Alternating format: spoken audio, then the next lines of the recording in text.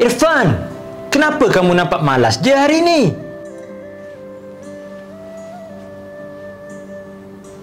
Kenapa kamu tak nak jawab? Kan cikgu dah cakap yang saya malas tadi. Jadi, saya malaslah nak jawab. Hari ni saya penat. Saya malas mengajar. Jadi, kamu boleh buat kerja sendiri.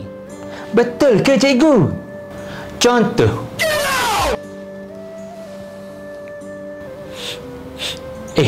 Kenapa bau busuk ni?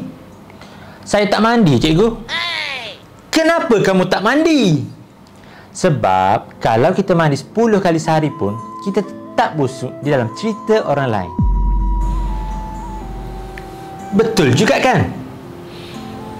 Saya ada masalah ni. Cikgu ada jalan keluar tak?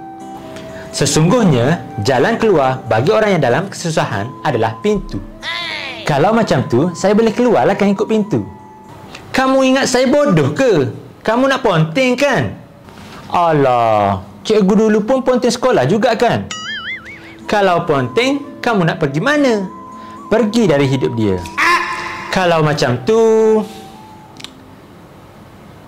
Kalau apa cikgu?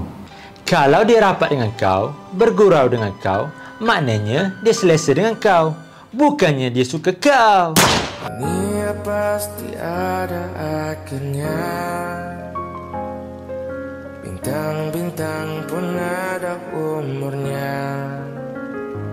Maka tenang saja kita di sini berdua. Nikmati sementara yang ada.